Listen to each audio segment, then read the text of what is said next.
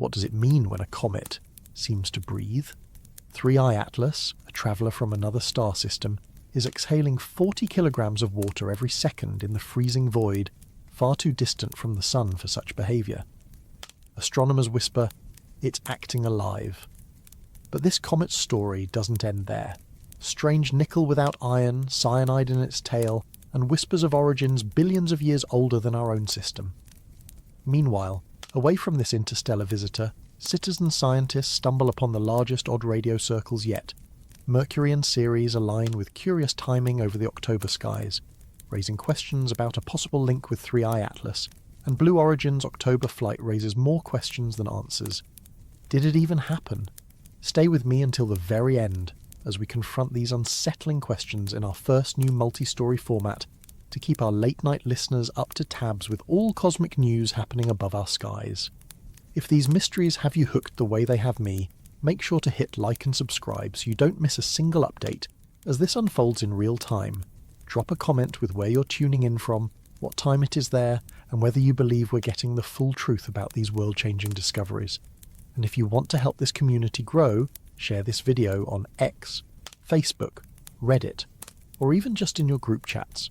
You're the reason we can keep chasing stories like this, so thank you for having our back. Part 1. The Impossible Signal. Picture this. You're floating in the cold silence of space, more than 3 times farther from the sun than Earth is. Out here, sunlight is a whisper. Ice stays frozen, comets go dormant, everything sleeps. And then you see it. A comet absolutely hemorrhaging water into the void, pouring 40 kilograms of the stuff into space every single second. Not a trickle, a flood. Water gushing off a frozen rock where water has no business flowing at all. This is 3I Atlas, an interstellar comet that arrived in our solar system from somewhere else, carrying rules from another star's backyard. And those rules, they don't match ours. The first clue came from SWIFT, a space telescope designed to hunt gamma-ray bursts. SWIFT turned its ultraviolet eyes toward 3I Atlas in early 2025 and spotted something impossible, a halo of hydroxyl molecules surrounding the comet. Hydroxyl, or OH, is what you get when sunlight rips water molecules apart. It's the echo of water screaming as it dies. When you see OH, you know water was just there, and SWIFT saw a lot of it. The numbers are staggering. At a distance of 3.51 astronomical units from the Sun, 3I Atlas was releasing 1.35 times 10 to the 27th water molecules every second. That's 40 kilograms per second. Every second. For context, that's like dumping a small car's worth of water into space every minute, at a distance where our comets barely whisper. Our solar system comets don't do this. Not out here. This far from the Sun, they're cold, dormant, practically dead. Water ice needs heat to sublimate, to turn directly from solid to gas without melting in between, and there's just not enough solar energy this far out to drive that kind of activity. Our comets wait until they're much closer to the Sun before they wake up and start streaming gas and dust into space. 3I Atlas didn't get that memo. You might remember Oumuamua, the first confirmed interstellar visitor. That thing was dry as a bone, no water, no outgassing. Just a tumbling rock speeding through our neighbourhood. Silent. Then came 2I/Borisov, the second interstellar comet. Borisov was active, sure, but it behaved exactly like our comets do. It followed the script. It was predictable. It was boring, in the best possible way. 3I Atlas is neither of those things. It's alive in a way that shouldn't be possible. It's screaming water into space where silence should reign. And the question hanging over every astronomer who's pointed a telescope at this thing is simple. How? What mechanism could possibly drive this? Is there some exotic ice we don't know about? Something that sublimates at temperatures we thought were too cold? Is the comet's interior still warm from its birth billions of years ago? Is it rotating in some weird way that focuses sunlight onto hidden reservoirs of volatile materials? Or is there chemistry happening inside that rock that we've simply never encountered before? The water is just the beginning. 3I Atlas is also leaking other things. Cyanide, nickel, carbon dioxide in concentrations that make no sense. Each new observation adds another layer to the mystery. Each spectral line that shows up in the data is another question mark. This isn't just a comet behaving oddly. This is a comet that seems to be operating under a completely different set of physical rules. Rules written in another star system, under different conditions, with different chemistry. And now it's here, in our solar system, giving us a front row seat to processes we've never seen before. The thing that keeps astronomers up at night is this. If 3i Atlas is doing things our comets can't do, what does that tell us about where it came from? What kind of star system builds comets like this? What were the conditions in that protoplanetary disk billions of years ago? And most provocatively, is this comet just weird? Or is it a messenger carrying news about how different the universe can be? Every telescope that can see this thing is now pointed at it. Spectroscopy, photometry, polarimetry, every tool we have. Because 3i Atlas isn't just a curiosity, it's a window, a crack in our understanding. And through that crack we might glimpse something extraordinary. Part 2. Nickel without iron. Comets are supposed to follow certain patterns. When they get hot enough, metals start to sublimate off their surfaces. Iron and nickel show up together, like old friends who always travel in pairs. You see one, you see the other. It's one of those cosmic constants we've come to rely on. Except 3i Atlas didn't read the textbook. The Very Large Telescope in Chile aimed its spectrograph at 3i Atlas and found something that made no sense. Nickel emission lines were blazing bright in the spectrum, strong, unmistakable, impossible to ignore. And iron, either absent or so weak it barely registered. Nickel without iron. It's like finding smoke without fire. It's like finding footprints without feet. In our solar system, this doesn't happen. When a comet heats up enough to release metals, iron and nickel appear in predictable ratios because they're locked together in the same mineral structures. They form together in similar processes. They sublimate at similar temperatures. They're chemically bonded in ways that keep them paired. But 3i Atlas apparently formed somewhere that plays by different rules. At around 2.8 astronomical units from the Sun, astronomers measured nickel pouring off the comet at about 5 grams per second. 5 grams doesn't sound like much until you realise it's happening continuously, second after second, with iron nowhere to be found. That's not a glitch. That's a pattern. That's the comet telling us something fundamental about its composition. Several explanations have been floated, and none of them are simple. The first possibility is chemical fractionation. Maybe in the environment where 3i Atlas formed, nickel got incorporated into volatile compounds that vaporize easily, while iron got locked into refractory minerals that need much higher temperatures to sublimate. Picture nickel hitching a ride with volatile ices, while iron stayed behind in rocky grains.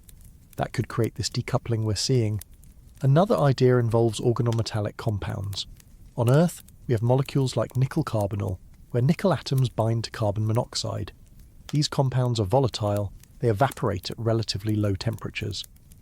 If 3i Atlas formed in an environment rich in carbon monoxide and other organics, maybe nickel got trapped in these kinds of molecules. When sunlight hits them, they decompose, releasing atomic nickel into the coma while iron remains locked in solid grains. Then there's space weathering. Cosmic rays and ultraviolet radiation bombard interstellar objects for millions or billions of years. That kind of sustained assault can alter surface chemistry in weird ways. Maybe the radiation processing creates nickel-rich surface layers while iron gets buried or chemically altered. Maybe the nickel we're seeing is a skin, a radiation-damaged rind that doesn't reflect the comet's true bulk composition. Or maybe, and this is the most exciting possibility, 3i Atlas formed in a stellar system with genuinely different elemental abundances. Stars don't all have the same chemical makeup. Older stars, stars from different parts of the galaxy, stars that formed from gas clouds enriched by different types of supernovas, they all have slightly different recipes. Maybe 3i Atlas comes from a place where nickel was more abundant relative to iron than it is in our neighbourhood. Maybe its birth star was chemically odd, and that oddness is now written into every molecule of this comet. But we have to be careful here. Spectroscopy is hard. Detecting faint emission lines against a bright background is tricky. There are thresholds of detectability. It's possible that iron is there, just below the detection limit. Maybe the iron emission is blended with other spectral features. Maybe we're looking at the wrong wavelengths. As the comet gets closer to the Sun and heats up more, iron might start appearing. That would be reassuring in a way. It would mean the universe still makes sense. But what if it doesn't? What if 3i Atlas gets all the way to perihelion, the closest point to the Sun, and iron never shows up? What if the nickel to iron ratio stays completely inverted compared to everything we've ever seen? That would be revolutionary. That would tell us that planetary systems can produce comets with metal chemistry so different from ours that our models need complete overhauls. This is why astronomers are watching 3I Atlas so obsessively. Every observation is a test. Every spectrum is a chance to either confirm our understanding or shatter it. And right now, 3I Atlas is doing more shattering than confirming. Part 3. A comet that switches on. Comets are supposed to brighten gradually as they approach the sun. The physics is straightforward. More sunlight, more heating, more sublimation, more gas and dust. The relationship should be smooth, predictable, almost boring. 3I Atlas apparently never got that memo either. Observers watching 3I Atlas noticed something strange about its colour. Early on, the comet looked relatively neutral, maybe slightly reddish, typical of distant icy bodies. But as it moved closer to the sun, it started turning green. Not a subtle shift. A vivid, eerie green that became unmistakable in photographs. That green comes from two sources: cyanide molecules and atomic nickel. Both emit strongly in the green part of the spectrum, and both started ramping up dramatically as the comet warmed. The brightness increase wasn't linear, it wasn't smooth, it was superlinear, meaning the emission lines were intensifying faster than simple geometry would predict. When you halve the distance to the sun, you get 4 times the sunlight per square metre. That's inverse square law, basic physics. But 3I Atlas's emissions were climbing even faster than that. Something was being unlocked. Some new process was kicking in. Astronomers call this switch-on behaviour. Imagine a temperature threshold. Below that threshold, a particular ice stays solid, locked away, dormant. Then the comet crosses that threshold, and suddenly that ice starts sublimating. The gas production jumps. New emission lines appear in the spectrum. It's like flipping a switch. One moment the process is off, the next moment it's on. And once it's on, it can run away with itself if there's enough material to feed it. 3I Atlas seems to have multiple switches. The water turned on first, way out at 3.5 astronomical units, which is already anomalous. Then came the cyanide and nickel, blazing green as the comet warmed further. Each emission suggests a different volatile reservoir being tapped, a different chemical environment reaching its activation threshold. One model that might explain this involves extended icy grains in the coma. Instead of all the activity happening at the nucleus surface, imagine small ice grains being lifted off the nucleus by escaping gas. These grains float away from the comet, still cold, still frozen, but as they drift, they're exposed to more and more sunlight. Eventually, each grain reaches its own personal threshold and starts sublimating. This creates a distributed source of gas, not just from the nucleus, but from a cloud of icy grains surrounding it. That could explain the superlinear brightness increase and the sudden appearance of new emission lines. Another possibility is thermal fracturing.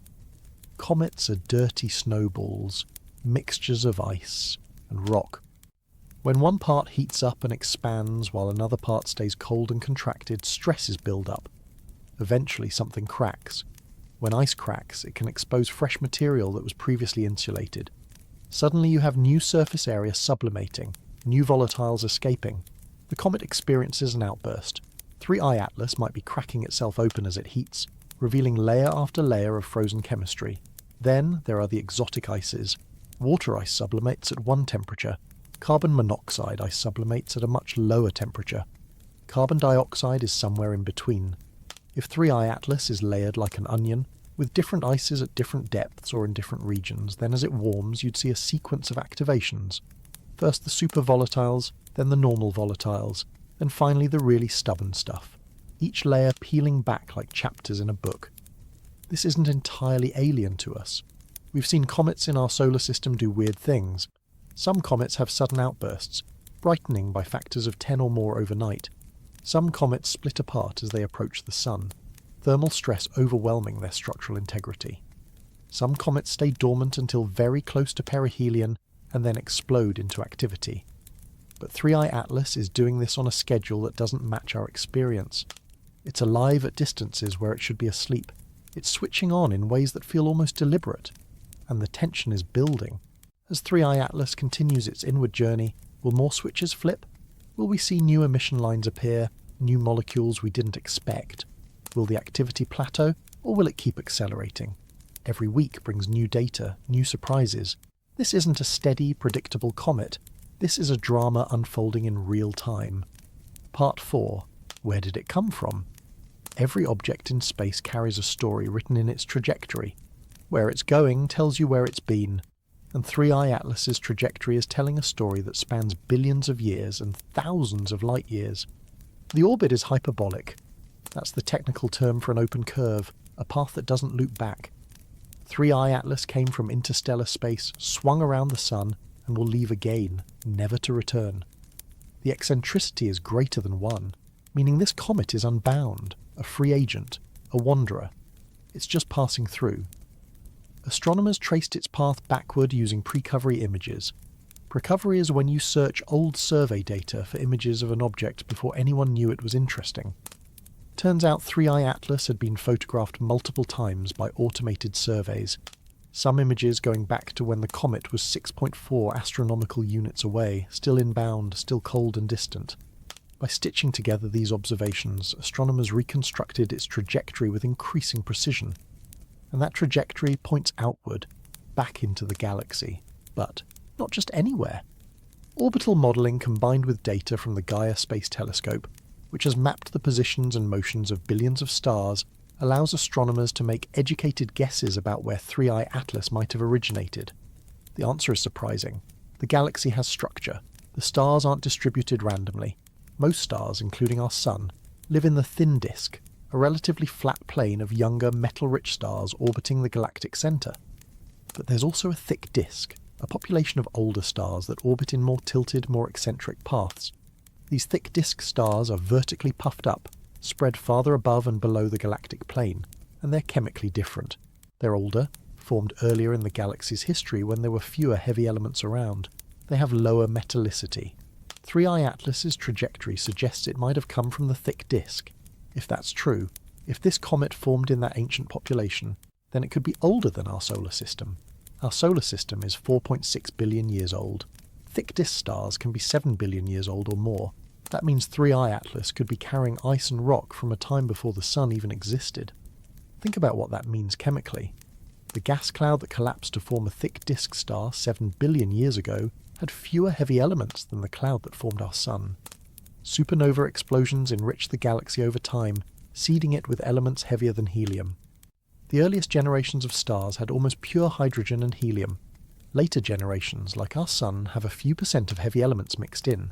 Stars in the thick disk are intermediate. They have some heavy elements, but less than we do.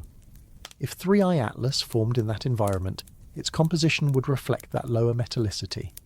There would be less iron, less magnesium, less silicon, all the rocky elements that build planets. But there would still be plenty of volatiles, carbon, nitrogen, oxygen locked into ices and molecules. Maybe that's why we're seeing such a high carbon dioxide to water ratio. Maybe that's why the metal ratios look weird. Maybe this comet is a chemical fossil from a time when the galaxy was younger and the periodic table was emptier. Of course, we can't be sure. Tracing an object back through billions of years of galactic motion is hard.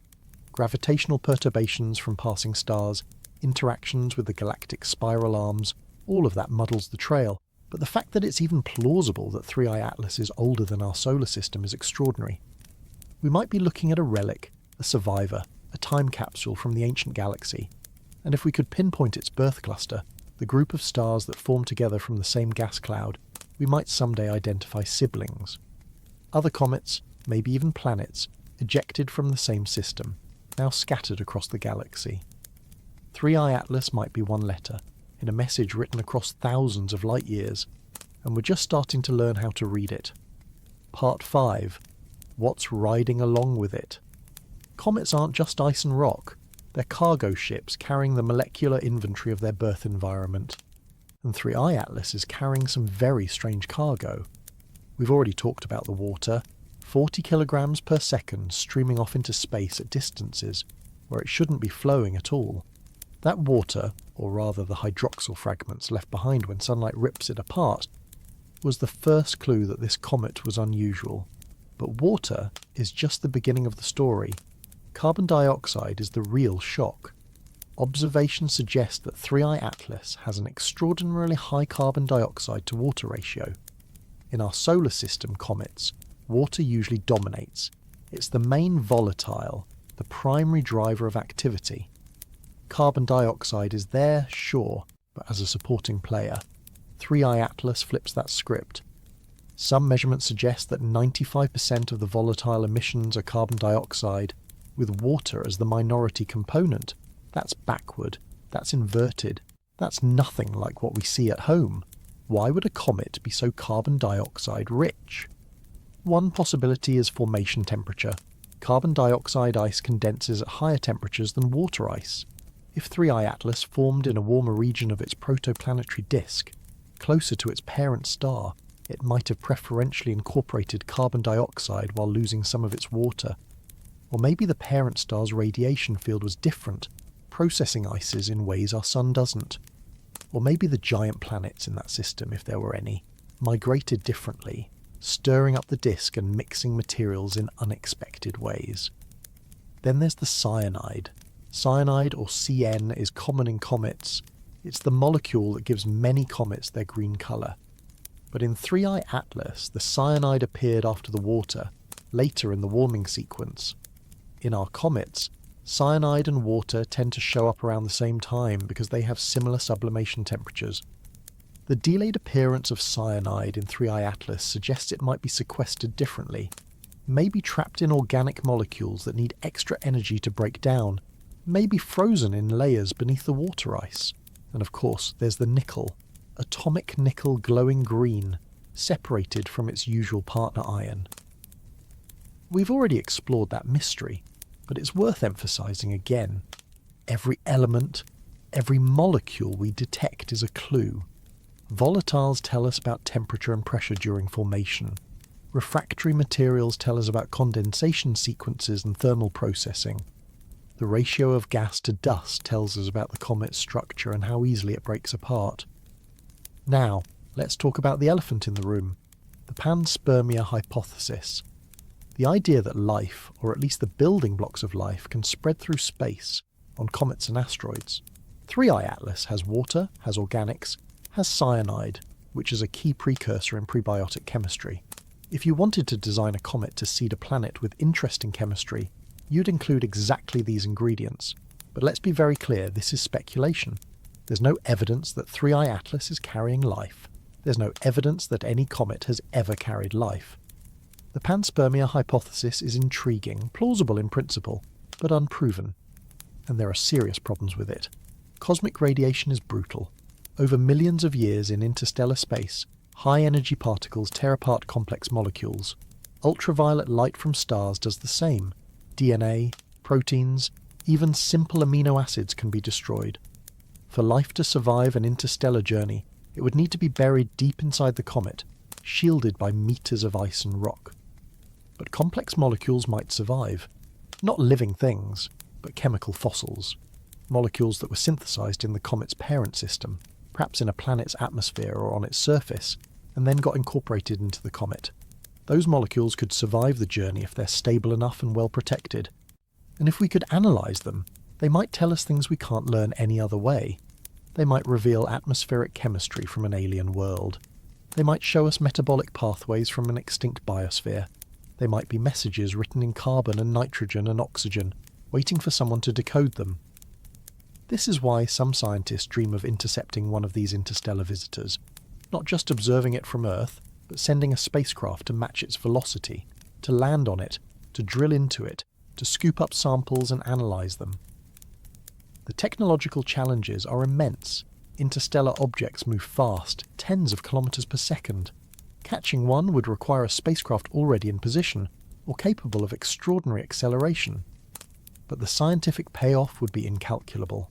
A sample from another star system, chemistry from another corner of the galaxy, answers to questions we've barely learned to ask. 3i Atlas is already billions of kilometers away from the inner solar system. We didn't catch it this time, but it's showing us what's possible, it's showing us what's out there, and it's making us hungry for more. Part 6. Citizen scientists catching ghosts. Sometimes the most important discoveries happen because someone was looking at the data in just the right way, not with algorithms, not with machine learning, but with human eyes and human intuition, and sometimes that someone isn't a professional astronomer at all. Let me tell you about odd radio circles, ORCs. If you haven't heard of them, you're not alone. They were only discovered in 2019, which in astronomy terms makes them practically brand new. ORCs are vast circular structures visible only in radio wavelengths. You can't see them in optical light. You can't see them in infrared. Point a radio telescope at the right patch of sky, and there they are. Perfect rings of radio emission, sometimes hundreds of thousands of light years across, floating in space like cosmic smoke rings. Nobody knows what they are. The leading theory involves galactic winds or shock waves from supermassive black holes, but honestly, we're still figuring it out. They're genuinely mysterious. And finding them is hard because they're faint and they blend into the radio background. Automated detection algorithms tend to miss them because they're trained to find point sources or compact objects, not large diffuse rings.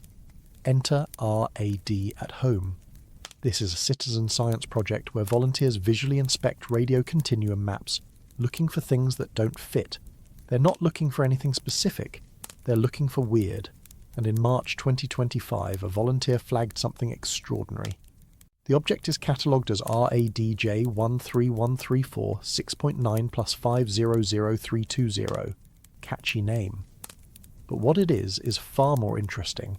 A pair of intersecting radio rings, twin circles overlapping in the sky, creating a figure-8 pattern. It's the most distant and most powerful ORC discovered so far. And it was found not by an algorithm, not by a professional survey, but by someone volunteering their time to stare at data. The discovery was made using low-frequency continuum maps from LOFAR, the low-frequency array, a radio telescope network spread across Europe. LOFAR generates enormous amounts of data, too much for professional astronomers to examine by hand. Automated pipelines process most of it, flagging candidate objects based on brightness, shape, and other parameters. But those pipelines have filters. They have thresholds. They're designed to catch the expected, not the unexpected. This is where human pattern recognition becomes invaluable. Our brains are incredible at spotting things that don't belong, at seeing structure in noise, at flagging something as interesting even when we can't articulate why. The volunteer who found RADJ 13134 6.9 didn't need to know the physics of ORCs. They just needed to look at the image and think, that's weird. And they were right. But it's not just that one object. RAD at Home has flagged multiple anomalies. Another volunteer found a giant radio galaxy with a peculiar ring structure around it.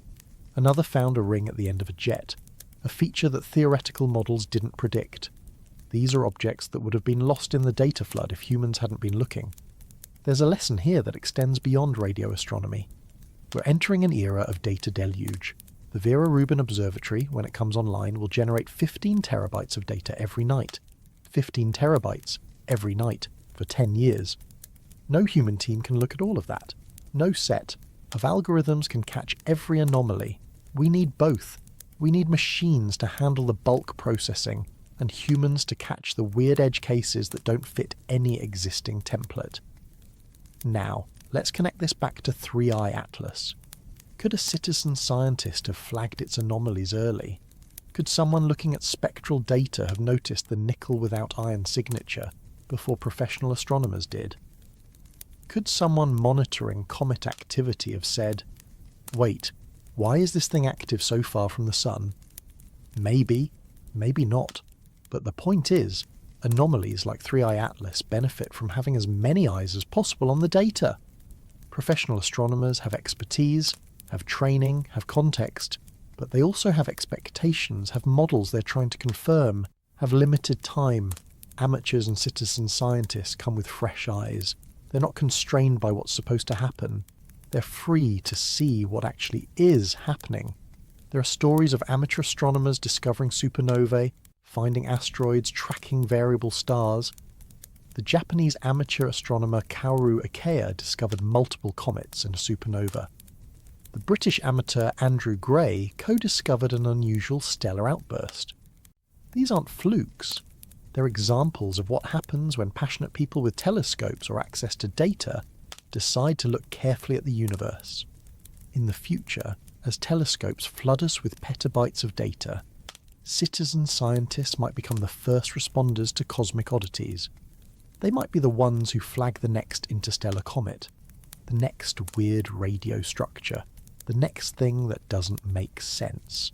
And when they do, professional astronomers will follow up, will investigate, will figure out the physics. It's a partnership. And like all good partnerships, it's stronger than either component alone. Part 7. Citizen science versus professional gatekeeping. But let's not pretend this is all sunshine and collaboration. There's tension here, real tension. Because opening the gates to citizen science means dealing with false positives, with well-meaning amateurs who flag things that turn out to be artifacts or noise, with conspiracy theorists who see alien signals in every data glitch. And professional astronomers, understandably, worry about this. The Royal Astronomical Society and other professional bodies have debated this extensively. On one hand, citizen science reduces the backlog. It allows projects to process more data than would otherwise be possible. It engages the public and creates enthusiasm for science. On the other hand, quality control is essential. A discovery isn't a discovery until it's been verified, cross-checked and peer-reviewed, and that takes time and expertise. False positives are a real problem. Someone flags an object as unusual. Astronomers spend days or weeks following up, only to determine it's instrumental noise, or a satellite trail, or a cosmic ray hit. That's time that could have been spent on genuine discoveries, and when false positives pile up, astronomers become skeptical of citizen reports. The signal-to-noise ratio drops, fatigue sets in, then there's confirmation bias. When people are looking for something specific, they tend to find it, even when it's not there. This happens to professionals too, but training and peer review provide checks. Amateurs might not have those checks. They might see a pattern in random data and convince themselves it's real. This is how you get claims of alien megastructures around Tabby's star or messages in pulsar timing residuals. Calibration and error margins are another issue. Professional astronomers know how to assess measurement uncertainty. They know when a signal is statistically significant and when it's noise. Amateurs might not. They might report a detection that's actually just a 1 sigma fluctuation, meaningless in the grand statistical scheme. And there's bandwidth. If a citizen science project becomes too popular, if too many people start flagging too many things, the professional astronomers tasked with follow-up can become overwhelmed. They can't investigate everything. They have to prioritise, and that means some genuine discoveries might get missed simply because they're buried in the pile. But here's the thing. These problems aren't insurmountable. They're challenges, not deal-breakers. Training protocols can help. If citizen scientists are taught how to assess data quality, how to recognise artifacts, how to estimate uncertainty, the false positive rate drops. Mentorship programs where experienced amateurs guide newcomers can maintain standards. Tiered validation, where multiple independent volunteers must flag the same object before it's elevated for professional follow-up, can filter out spurious detections, and the opportunities are enormous. Crowdsourcing anomaly hunts means you can search larger datasets more thoroughly. Cross-checking by many independent eyes reduces the chance that a real anomaly gets missed because one person was having an off day. Diverse perspectives mean people from different backgrounds might notice patterns that specialists overlook. Let's bring this back to 3i Atlas. Could a citizen astronomer have flagged its nickel anomaly early? The spectral data is public. Anyone with the right software can download it and look, but spectroscopy is hard. It requires understanding line identifications, wavelength calibrations, signal-to-noise assessments. It's not something you can do casually. But maybe, with training, with guidance, With a community of people working together, someone could have noticed the oddity before it made headlines. The same goes for the water production rate. Comet light curves, measurements of brightness over time, are often contributed by amateur astronomers. If those amateurs had been looking at ultraviolet data from Swift, and if they'd been trained to recognise unusual activity, patterns, they might have flagged 3i Atlas's superlinear brightening. They might have said, "This doesn't look like a normal comet," before professional surveys confirmed it. Past citizen-led discoveries prove this works. The exoplanet transit method, where you detect planets by watching for tiny dips in a star's brightness when the planet passes in front of it, has been advanced by citizen scientists analysing Kepler data. Projects like Planet Hunters have discovered multiple confirmed exoplanets. Amateur asteroid hunters have found near-Earth objects that professional surveys missed. Amateur nova hunters regularly beat professionals to the discovery of stellar outbursts because they're looking every night with small telescopes, while professional telescopes are scheduled months in advance. The conclusion isn't that we should replace professional astronomers with amateurs. That's absurd. The conclusion is that we need both. We need professionals for the deep expertise, the theoretical frameworks, the rigorous validation, and we need citizen scientists for the breadth of coverage, the fresh perspectives, the sheer number of eyes. It's not a competition, it's a partnership. And in the era of data deluge, it's a necessary partnership. Part 8. The Coincidence Effect. October the 2025 brought something unusual. Excellent viewing conditions for both Mercury and Ceres. Mercury, the innermost planet, swung into a favourable evening apparition, bright and high above the horizon after sunset. Ceres, the largest object in the asteroid belt, reached opposition, meaning it was directly opposite the Sun in the sky, at its brightest and closest to Earth. On social media, people started connecting dots. Mercury visible, Ceres visible, and now this weird interstellar comet, 3i Atlas, acting alive. Were they related? Was there some cosmic alignment happening? Were the solar system's gravitational fields somehow triggering or amplifying the comet's activity? Let's be clear. No. There is no connection. Mercury's orbit has nothing to do with an interstellar comet's outgassing. Ceres's position relative to Earth has no influence on chemistry happening billions of kilometers away. These are independent events, coincidentally visible at the same time, nothing more. But people love patterns. We're wired to find them. It's a survival trait. Our ancestors who noticed that certain berries caused sickness and certain animal tracks led to prey were more likely to survive than those who didn't notice patterns. So our brains are hypersensitive to patterns, sometimes to the point of finding them where they don't exist. This is pareidolia on a cosmic scale. Pareidolia is seeing faces in clouds, hearing voices in static. It's pattern detection gone haywire, and it happens with celestial events all the time. Ancient cultures saw omens in planetary alignments. When a comet appeared during a battle, it meant the gods were angry. When planets gathered in one part of the sky, it signalled the birth or death of kings. 1910 provides a perfect historical analogy. That's the year Halley's Comet returned, swinging through the inner solar system on its 76-year orbit, and people were terrified. Astronomers had detected cyanogen, a toxic gas, in the comet's tail. Newspapers ran sensational headlines. Comet's poisonous tail will pass over Earth. People bought gas masks. Some sealed their windows. There were even reports of suicides by people convinced the comet would kill them. Of course, nothing happened. The comet's tail is incredibly diffuse, basically a hard vacuum by terrestrial standards. The amount of cyanogen that actually reached Earth was negligible, undetectable. The comet posed no threat. But the coincidence of the comet's appearance with other unrelated events, solar activity, political unrest, earthquakes, fueled the panic. People connected dots that didn't connect. We're seeing the same thing now with 3i Atlas. The comet is weird, genuinely anomalous. Mercury and Ceres happen to be visible at the same time, and suddenly people are constructing narratives. Maybe the comet is being awakened by some solar system resonance. Maybe its trajectory is being subtly altered by gravitational perturbations. Maybe this is all part of a larger pattern we don't yet understand. Astronomers have run the numbers. The gravitational influence of Mercury on an object in the outer solar system is essentially zero. Mercury is tiny, only slightly larger than our moon, and it's far away. Ceres is even smaller and even less influential. The combined gravitational pull of every planet in the solar system couldn't significantly alter 3I Atlas's behaviour at the distances we're observing it.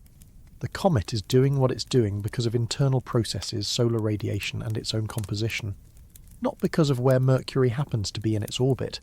But facts don't always matter when narratives are compelling. The human brain craves stories. We want events to be connected because disconnected events feel random, chaotic, meaningless. If the comet's activity is linked to planetary positions, then there's order, there's predictability, there's meaning. If they're unrelated, then we live in a universe where strange things just happen sometimes, and that's psychologically uncomfortable. Confirmation bias magnifies this effect. Once you start looking for connections, you find them everywhere. Mercury was also visible during a previous comet discovery. Ceres was near opposition when another unusual object was detected. Never mind that Mercury is visible several times a year, and Ceres reaches opposition annually. Never mind that unusual astronomical discoveries happen constantly. The brain filters out the non-coincidences and remembers only the ones that fit the narrative. Social media amplifies this exponentially. In the old days, if you had a theory about planetary alignments affecting comets, you might tell your friends, who would probably tell you it was nonsense, and that would be the end of it. Now you post your theory online and instantly find a community of people who think the same way. You share links, images, charts showing the alignments.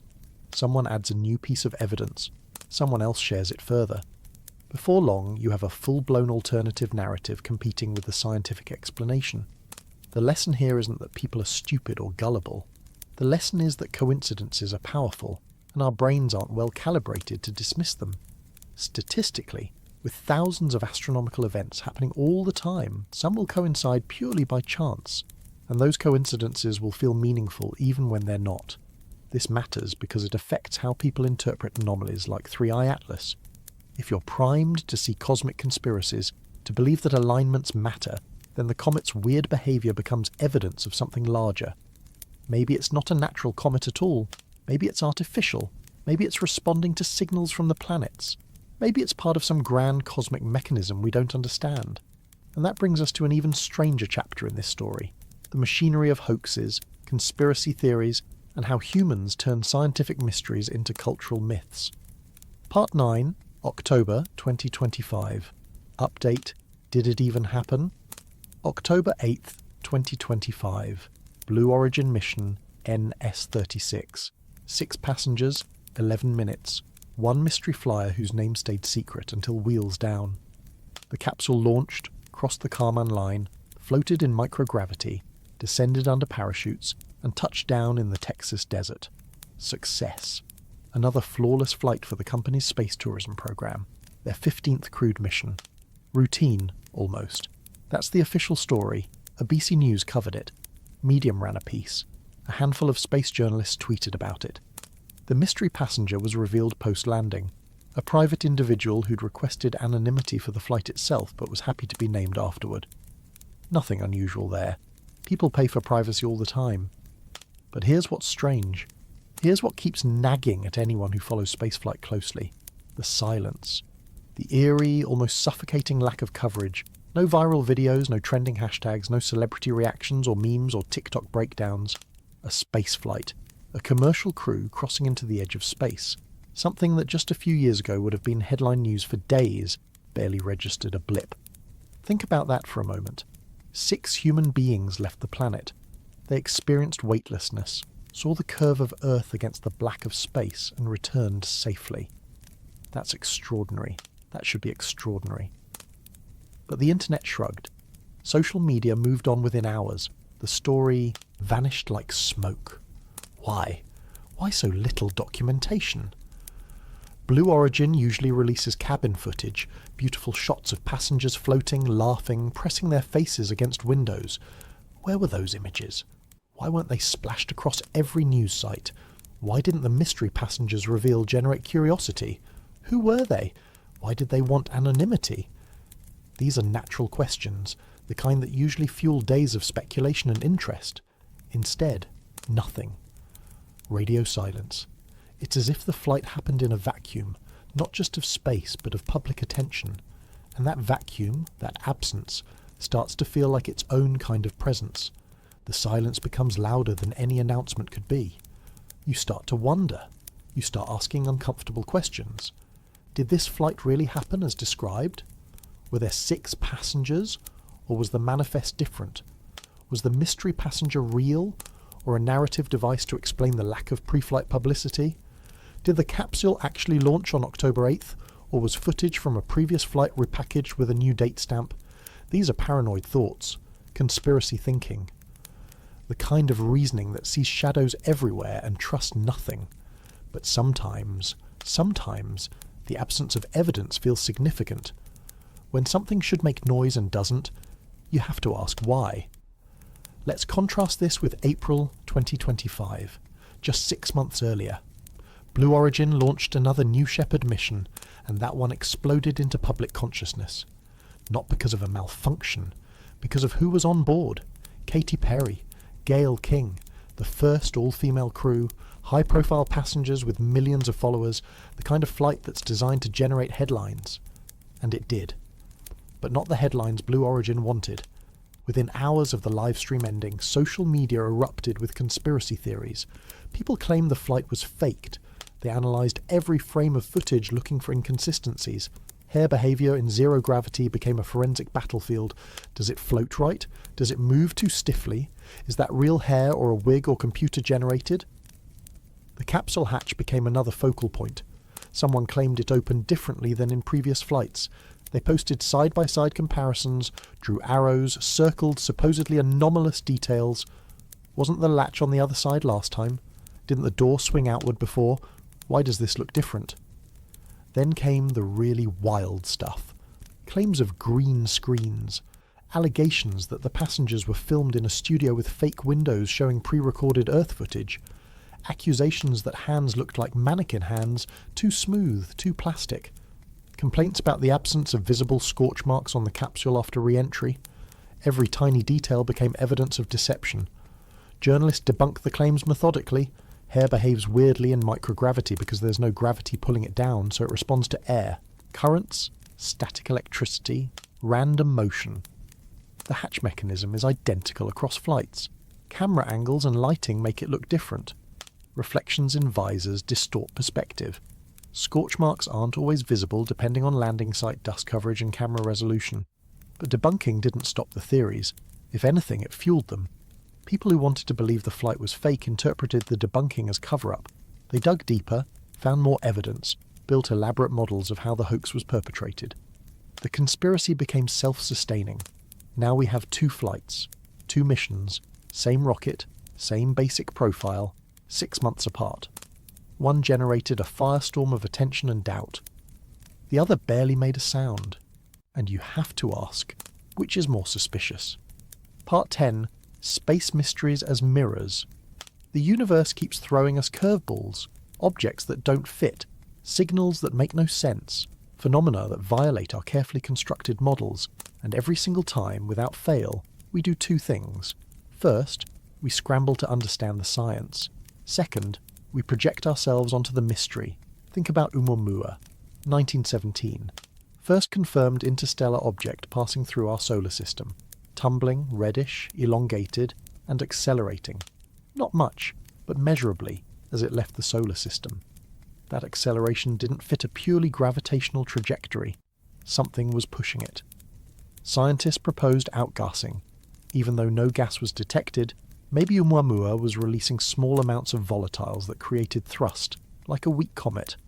Or maybe it was a hydrogen iceberg, frozen H2, which would sublimate invisibly. Or maybe it was a fragment of a shattered planet, its shape and spin creating radiation pressure effects. But a subset of people, including some scientists, proposed something else. What if Oumuamua was artificial? A light sail, a solar sail, a thin sheet of material being pushed by starlight. That would explain the acceleration. And if it was artificial, maybe it was a probe from another civilization. Maybe it was exploring, or maybe it was derelict, a piece of space junk from a long-dead alien society. The same thing happened with Tabby's star, KIC 8462852. A star in the Kepler field showing bizarre dimming patterns, deep irregular dips in brightness, sometimes dropping by 20% or more. No planet could do that. No planet is big enough to block that much light. And the dips didn't repeat regularly like a planet's transit would. Astronomers proposed dust clouds, swarms of comets, debris from a planetary collision. But one paper, half joking, suggested an alien megastructure, a Dyson swarm, millions of solar panels or habitats orbiting the star collecting its energy. That would block light irregularly as the structures moved. It fit the data, sort of. Odd radio circles, fast radio bursts, three-eye atlas. Every mystery becomes a screen onto which we project our hopes and fears. Are we alone? Is the universe indifferent or intentional? Are there others out there? And if so, are they like us or incomprehensibly alien? The psychology here is powerful. Pareidolia, seeing patterns in randomness, is part of it. We see faces in clouds, hear voices in white noise, and see intelligence in astronomical anomalies. It's not stupidity. It's the way our brains work. We're pattern recognition engines, and we're biased toward false positives. Better to mistake a shadow for a predator than to mistake a predator for a shadow. There's also existential longing. We want contact. We want to know we're not the only sparks of consciousness in a vast, cold universe. Every anomaly is a chance, a possibility, a door that might open onto something extraordinary. And so we push on those doors, and we do it hard. Three-Eye Atlas is a mirror. In its glowing green coma, we see reflected our own curiosity, our hunger for meaning, our hope that the universe is stranger and more wondrous than we imagine. And maybe it is. Maybe one day we'll find something genuinely inexplicable, something that forces us to rewrite physics or accept that we're not alone. But that day hasn't come yet. For now, we have a comet.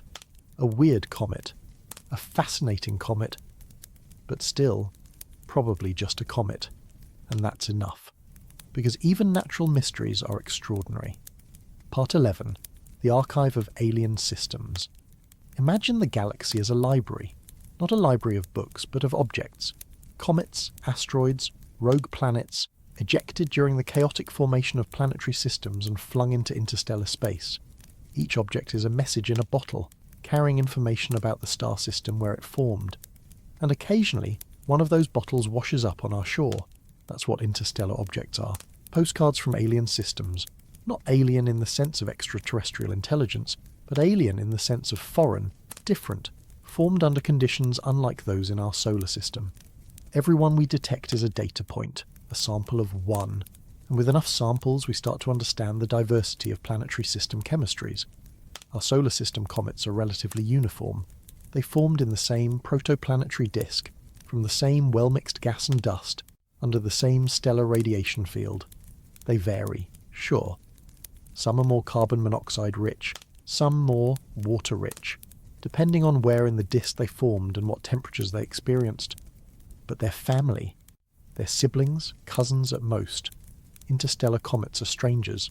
They formed elsewhere, under different stars, in disks with different compositions, different temperatures, different dynamical environments.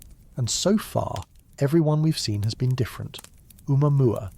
Dry, non-outgassing, oddly shaped, accelerating mysteriously. It didn't look like our comets. It didn't act like our comets. If it was a comet at all, it was a type we'd never encountered. 2I Borisov, carbon monoxide rich. Fairly typical comet behaviour, but with a gas-to-dust ratio suggesting a colder formation environment than most of our comets. It looked familiar, but subtly off, like a dialect of a language you speak. 3I Atlas, water and carbon dioxide gushing at great distances, nickel without iron, cyanide appearing late. Nothing about its behaviour fits our experience. It's speaking a language we barely recognise. 3 objects, 3 wildly different chemistries. If we extrapolate, if we assume these 3 are representative of the broader population, then the diversity of cometary compositions in the galaxy is staggering. Not all planetary systems produce comets like ours. In fact, maybe most don't.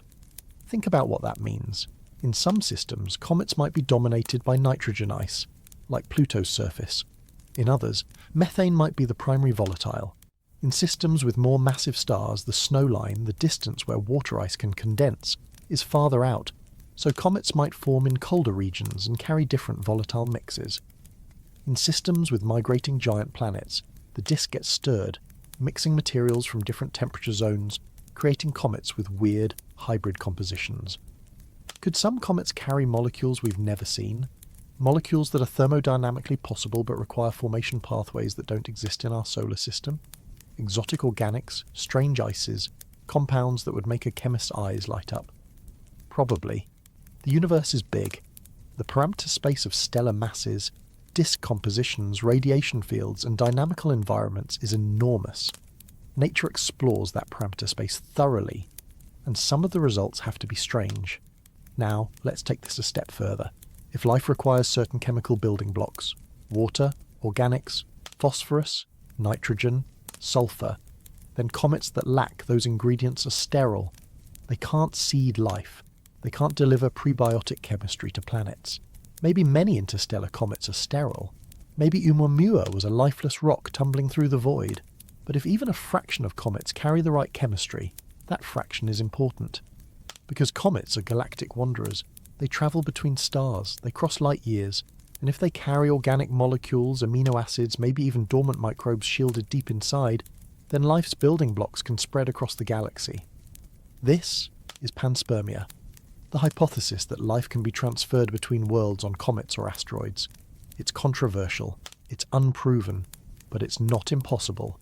And 3I Atlas, with its water, its organics, its cyanide, has the ingredients. Not life, probably, but the chemistry that could lead to life if delivered to a suitable planet. Every interstellar object we detect expands our sample. Right now we have 3. In 10 years, we might have dozens. In 50 years, hundreds. And with each one, we'll measure composition, trajectory, activity patterns. We'll build a statistical understanding of what's out there. Maybe we'll find that water-rich comets are common, that most planetary systems produce them. Or maybe we'll find that our solar system is the oddball, that water-rich comets are rare, and most systems produce dry, carbon-rich bodies. Either answer is fascinating, and maybe, just maybe, we'll find a comet with clear biomarkers, molecules that are hard to explain without biology, phospholipids, complex organics with chirality, isotope ratios that scream metabolism. That would be revolutionary. That would tell us life arose elsewhere, that biochemistry isn't unique to Earth. We haven't found that yet. 3I Atlas isn't carrying life, as far as we can tell, but it's carrying information, and information is the currency of science. Every interstellar visitor is a gift, a free sample delivered to our doorstep. All we have to do is look closely enough. Part 12. Nickel as a messenger. Let's return to that nickel anomaly, because it's not just a curiosity, it's a clue, a chemical fingerprint, and fingerprints tell you where someone's been. Stars are factories. Nuclear fusion in their cores takes hydrogen and helium and builds heavier elements, carbon, nitrogen, oxygen, silicon, sulfur, iron. And when massive stars explode as supernovae, the blast creates even heavier elements, including nickel. These elements get scattered into space, mixed into gas clouds, and eventually incorporated into new stars and planets. But not all stars have the same recipe. The abundance of heavy elements, what astronomers call metallicity, varies. Young stars formed recently from gas enriched by generations of supernovae have high metallicity. Old stars, formed when the galaxy was young and fewer supernovae had occurred, have low metallicity. Nickel and iron are both produced in supernovae, but in slightly different amounts depending on the type of explosion. Type 1. Asupernovae, where a white dwarf accretes matter and explodes, produce different nickel to iron ratios than core collapse supernovae, where a massive star implodes. If 3I Atlas formed in a system whose birth gas cloud was enriched by an unusual mix of supernova types, its nickel to iron ratio might be skewed. Now, we think 3I Atlas might come from the thick disk, an older stellar population. Thick disk stars have lower overall metallicity, but the ratios of different heavy elements can vary. If the nickel decoupling we're seeing in 3I Atlas reflects its parent star's composition, then that comet is a tracer. It's telling us about galactic chemical evolution in ways we can't easily access otherwise. Because here's the thing, we can analyse the atmospheres of stars spectroscopically. We can measure their iron, their nickel, their everything, but stars are far away. We can only study a tiny fraction of them, in detail, and we can't study stars that no longer exist, stars that lived and died billions of years ago. But comets from those systems, They're time capsules. They preserve the chemical conditions of their birth. If we could sample 3I Atlas directly, analyse its isotopes, its trace elements, its mineral structures, we'd be holding a piece of a star system that might be billions of years old and thousands of light years away. We'd be reading history written in atoms.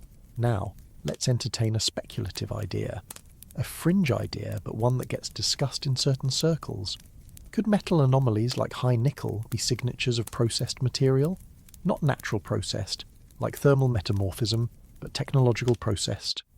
If an advanced civilization were mining asteroids, refining metals, building structures in space, they'd generate waste. Slag, tailings, exhaust. That material would have unusual elemental ratios because industrial processes are selective. You extract iron for construction, maybe, and discard the nickel-rich residue. Or you use nickel for some specific application and dump everything else. If a comet formed in a debris disk that contained industrial waste, it might incorporate those anomalous metals.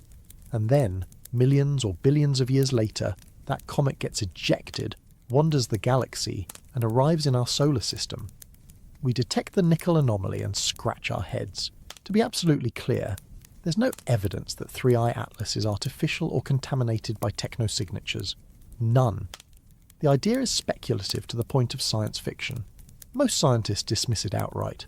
But it's not physically impossible, and in the absence of a clear natural explanation for the nickel-iron decoupling, even wild ideas get a hearing. The more likely explanation is prosaic chemistry, nickel in organometallic compounds, fractionation during condensation. Some process we haven't thought of yet that operates under conditions common in other star systems, but rare or absent in ours. But here's what excites me.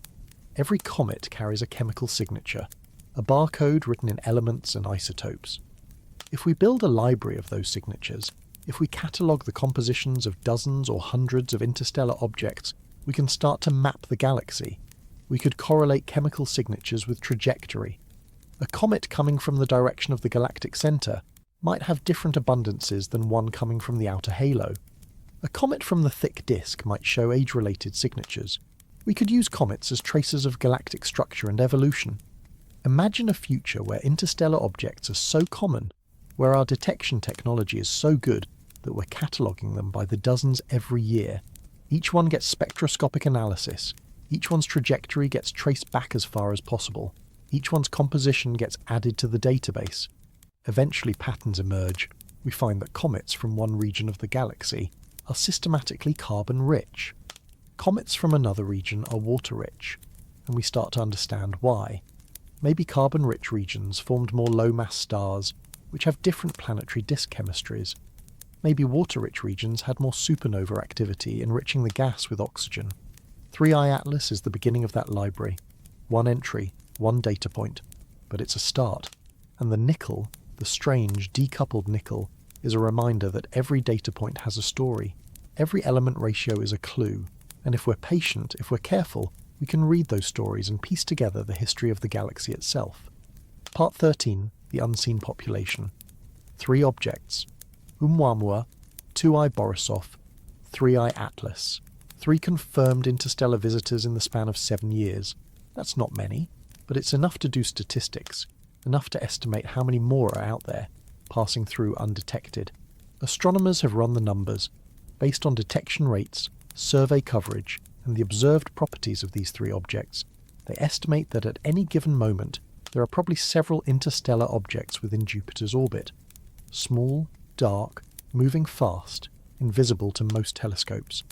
We've detected 3 because we got lucky, because they passed close to Earth, or bright enough, or in the right part of the sky when the right telescope was looking. How many do we miss? Hundreds? Thousands? For every interstellar comet we detect, dozens probably pass through unnoticed. Some are too faint, some move too fast to follow up, some appear in parts of the sky we're not monitoring. Detection is hard, but it's getting easier. New surveys are coming online with unprecedented sensitivity and sky coverage.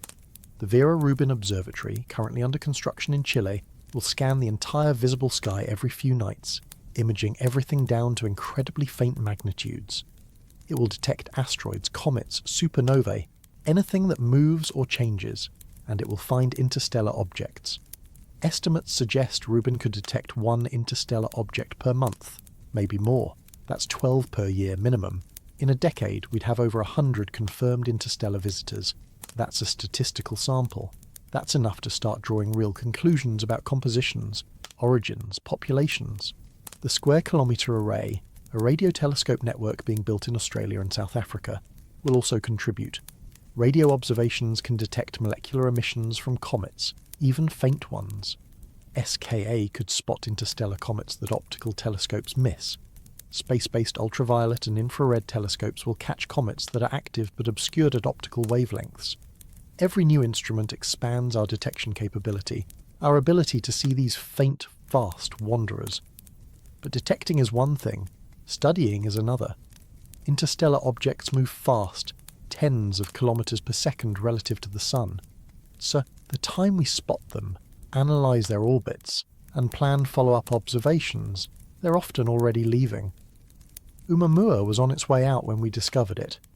We got one good look, and then it faded into the distance, too faint to observe. 2 I/Borisov we caught inbound, which gave us months to study it. Telescopes around the world pointed at it. We got spectra, light curves, detailed observations. That's the ideal scenario. 3I Atlas we also caught relatively early. We're getting good data, but soon it will reach perihelion, swing around the Sun, and head back into the darkness. And then it's gone, forever, unless we intercept it. There are proposals for interstellar object intercept missions, spacecraft designed to launch quickly, accelerate hard, rendezvous with an interstellar visitor while it's still in the inner solar system. The technical challenges are enormous. You'd need a spacecraft on standby, ready to launch on short notice. You'd need powerful propulsion to match the object's velocity, and you'd need instruments capable of analysing composition, structure, maybe even collecting samples. But the payoff would be extraordinary. Imagine landing on an interstellar comet, drilling into its surface, collecting ice and rock from another star system, bringing it back to Earth for analysis in laboratories. The science we could do with that material is almost unimaginable. We could determine precise isotopic ratios, which tell you about nuclear processes in the parent star. We could analyse complex organic molecules in ways you can't do remotely. We could search for amino acids, for prebiotic chemistry, maybe even for fossilised microbes if we're incredibly lucky. Even if we don't find life, we'd learn about the chemistry of alien planetary systems in exquisite detail. Every molecule, every mineral, every isotope would be a clue. Some scientists are already planning such missions. Concepts exist. Budgets are being proposed. It's not science fiction. It's engineering, hard engineering, but doable. In 50 years, maybe 100, we might have catalogued hundreds of interstellar objects. We might have intercepted a dozen. We might have returned samples from half a dozen. And with that data, we'd have a comprehensive understanding of galactic comet populations, planetary system diversity, maybe even the prevalence of life's building blocks in the galaxy. 3I Atlas is a preview, a glimpse of what's possible. It's showing us that interstellar comets aren't just rare curiosities. They're common, they're everywhere, and they're carrying information we desperately want. The unseen population is out there, tumbling through the dark, waiting for us to find them, and we will. One by one we'll catalogue them, study them, and piece together the puzzle of how planetary systems form, how chemistry varies across the galaxy, and maybe, just maybe, how common life really is. Part 14. When Anomalies Stack. Time 00.5s. Let's zoom out. Let's look at the bigger picture. Because 3I Atlas isn't the only weird thing happening in astronomy right now. Not by a long shot. Odd radio circles. Mysterious rings of radio emission. Origin unknown. Fast radio bursts. Millisecond duration pulses of radio energy from distant galaxies. Mechanism debated. Tabby's star. Bizarre dimming patterns. Not fully explained. Oumuamua. Interstellar object with anomalous acceleration. 3I Atlas. Comet with impossible water production and metal anomalies. And those are just the high-profile cases. There are dozens, maybe hundreds, of lesser-known anomalies, transient events that don't fit known categories, spectral features that shouldn't exist, objects moving in ways that defy easy explanation. Astronomy is awash in things that don't make sense, and that's new. For most of the 20th century, astronomy was data-starved. You pointed a telescope at something, took a photograph or a spectrum, and spent months analysing it. Discoveries were rare. Anomalies were even rarer. When something weird showed up, it got intense scrutiny because there wasn't much else competing for attention. Now we're drowning in data. Automated surveys generate terabytes every night. Sky surveys catalogue billions of objects. Gravitational wave detectors record mergers. Radio telescopes scan the sky continuously. We're detecting more stuff than we can possibly follow up on, and with high volume comes high anomaly rates. If you look at 1 billion objects, even if only 1 in 1,000,000 is weird, that's 1,000 anomalies. Most will turn out to be instrumental artifacts, data glitches, misclassifications, but some will be real, and sorting through them takes time. We're in an era where anomalies outpace theory. We're finding things faster than we can explain them, and that's both exciting and dangerous. Exciting because new phenomena drive new physics. The discovery of pulsars, of gamma-ray bursts, of gravitational waves, all started with unexplained observations. Anomalies are where breakthroughs happen, but dangerous because hype cycles can spin out of control. Every anomaly gets hyped as potentially revolutionary. Alien megastructure, warp drive signatures, wormholes, dark matter interactions. The media loves it, the public loves it, and then, 9 times out of 10, the anomaly gets explained by something prosaic. Dust clouds, instrumental noise, misidentified known objects. The danger is credibility erosion. People hear potentially alien a dozen times and actually just dust a dozen times, and they stop trusting scientists. They start to think science is just wild speculation. Or worse, they double down on the alien explanation, deciding scientists are covering something up. Tabby's star is the cautionary tale. When the alien megastructure hypothesis made headlines, the public latched onto it. Social media exploded, news articles ran with it, and when follow-up observations showed wavelength-dependent dimming indicating dust, not solid structures, there was backlash. Some people accepted the explanation. Others insisted the scientists were wrong or lying.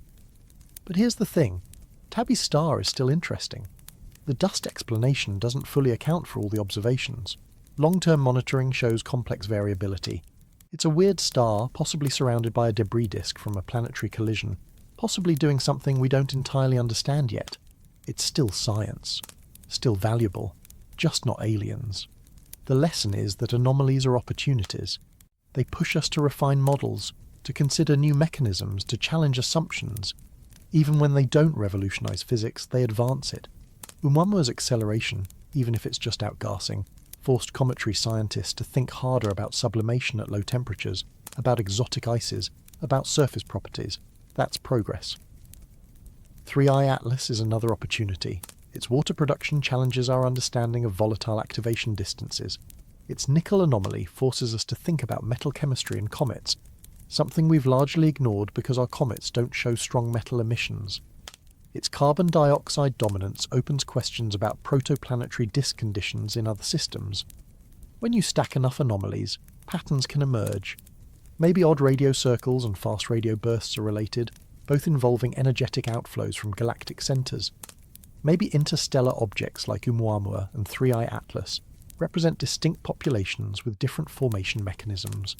Maybe the transient zoo of astronomical phenomena is telling us something fundamental about how energetic the universe really is. Or maybe not. Maybe they're all unrelated, individual quirks that happen to occur in the same few decades because we finally have the technology to detect them. Either answer is informative. The key is maintaining skepticism and wonder simultaneously. You can be excited about an anomaly without claiming it rewrites physics. You can investigate weird possibilities without becoming wedded to them. You can change your mind when new evidence arrives. This is where good science communication matters. When reporting on 3I Atlas, responsible journalists and scientists should say, "This comet is behaving unusually. We're investigating several possible explanations. Here's what we know so far." Not, "Alien comet violates laws of physics." not scientists baffled by impossible object. But nuance doesn't generate clicks, careful language doesn't go viral. And so the hype machine grinds on, turning every anomaly into a potential revolution, setting up disappointment when the mundane explanation arrives. The solution isn't to stop reporting on anomalies. The solution is to be honest about uncertainty, to present multiple hypotheses, to update when evidence changes. Treat the public like adults who can handle ambiguity, because they can. Most people understand that science is a process, that answers evolve, that we don't know yet is a perfectly acceptable response. 3i Atlas is one anomaly in a stack. It's important. It's fascinating. But it's not proof of anything yet. It's a data point, a mystery, an opportunity to learn. And whether it ends up being a weird natural comet or something we've never seen before, the process of studying it, of testing hypotheses, of ruling out explanations, is valuable. That process is science. And science, when done honestly, is one of humanity's greatest achievements, even when, especially when, it's grappling with things it doesn't yet understand. Part 15. Final Reflections. Alive, but natural. So here we are, thousands of words into the mystery of 3i Atlas, an interstellar comet pouring water into space where water shouldn't flow, glowing green with nickel and cyanide, switching on and off like something deliberate, carrying chemistry from another star system, possibly another epoch of the galaxy's history. Is it alive? In the poetic sense, maybe. It's dynamic, changing, responding to its environment. It's active when it should be dormant. It behaves in ways that feel purposeful, even though we know they're driven by physics and chemistry, not intention. But alive in the literal sense? Almost certainly not. There's no evidence of biology here. No metabolic processes, no reproduction, no information storage and transfer, none of the hallmarks of life as we understand it. 3i Atlas is a rock covered in ice, heated by sunlight, releasing gas and dust according to physical laws. Yet those physical laws are producing something we've never seen before. Water sublimation at unprecedented distances, nickel without iron, carbon dioxide dominance, switch-on behaviour that suggests complex internal structure or exotic ice compositions. Every observation adds another layer to the puzzle. So what is it? The most likely explanation is that 3i Atlas is a natural comet, formed under conditions very different from those in our solar system. Maybe it formed farther from its star, in a colder region where carbon dioxide ice is more abundant than water ice. Maybe its parent star had an unusual composition, leading to weird metal ratios. Maybe space weathering during billions of years in interstellar space altered its surface chemistry. The organometallic hypothesis is intriguing. If nickel got incorporated into volatile compounds like nickel carbonyl, that could explain the decoupled emissions. It would require specific chemical conditions during formation, but nothing impossible. Just unusual. The thick disk origin is compelling. If 3i Atlas is 7 billion years old, if it carries isotopic signatures from an earlier era of galactic chemistry, that would explain some of the oddities. Ancient ice, ancient chemistry, ancient minerals, all preserved in the deep freeze of interstellar, space, and now being revealed as the comet heats. Could it be artificial? Could it be a probe, a derelict spacecraft, some technological artifact? The evidence doesn't support that. Nothing about 3i Atlas requires a technological explanation. Everything we're seeing can be explained, or at least potentially explained, by natural processes. Invoking aliens is unnecessary. But let's entertain the thought for a moment. If you wanted to design something that would survive an interstellar journey and still be detectable billions of years later, how would you do it? You'd probably use a comet-like object as a shell, protecting your payload with ice and rock. You might include unusual chemical signatures, markers that would stand out to anyone analysing the spectrum. You'd let natural sublimation reveal those markers as the object approached a star. This is pure speculation. There's no evidence for it. But it's worth noting that if we ever do encounter an artificial interstellar object, it might not look artificial at first glance. It might look like a comet. A weird comet, sure, but explicable as natural until you dig deeper. 3i Atlas isn't that. Probably, almost certainly. But the fact that we're even asking the question tells you something. It tells you that this comet is strange enough to stretch our imaginations, to make us wonder, to force us to consider possibilities we'd normally dismiss. And maybe that's the real value here. Not whether 3i Atlas is natural or artificial, not whether its chemistry is merely unusual or genuinely revolutionary, but that it makes us think. It makes us question our assumptions. It reminds us that the universe is bigger and stranger than our little corner of it, that nature has had billions of years and trillions of star systems to explore chemical space, and that we've barely begun to survey what's possible. Every interstellar visitor is a challenge. It challenges our models, our theories, our sense of what's normal, and challenges are how we grow. Oumuamua challenged our understanding of cometary activity. 2i/Borisov challenged our assumptions about carbon monoxide abundances. 3i Atlas is challenging everything: volatile budgets, metal chemistry, activity distances, compositional diversity. The next steps are clear. Watch 3i Atlas as it approaches perihelion. Measure everything: spectra, light curves, gas production rates, dust-to-gas ratios. Look for new emission lines. Watch to see if iron finally appears or if the nickel anomaly persists. Compare observations to models, refine those models, generate predictions, test them, and prepare for the next interstellar visitor. Because there will be another and another. The galaxy is full of these wanderers, and our detection technology is getting better every year. Each one will be a new puzzle, a new set of clues, a new window into how planetary systems form and evolve across the diversity of stellar environments. Maybe one day we'll intercept one. We'll land on it, drill into it, bring back samples. We'll analyze its isotopes in terrestrial laboratories, study its minerals under electron microscopes, search its organic inventory for prebiotic molecules, and we'll learn things we can't even imagine right now. Until then, we watch, we measure, we wonder. Because that's what humans do. We look at the universe and we ask questions. Why is that comet active so far from the sun? Where did it come from? What can it teach us? The questions themselves are valuable even before we have answers, because questions are how exploration begins. 3i Atlas came from somewhere out there, across light years and billions of years, carrying a message written in water and nickel and cyanide. We didn't ask for this message. We don't know what it says yet. But we're listening. We're watching. We're learning. And in that act of learning, in that stubborn insistence on understanding, we find something that might be the closest thing to alive in this whole story. Not the comet. Us. Curious. Wondering. Reaching out to touch something that came from impossibly far away. Trying to read a letter from another world.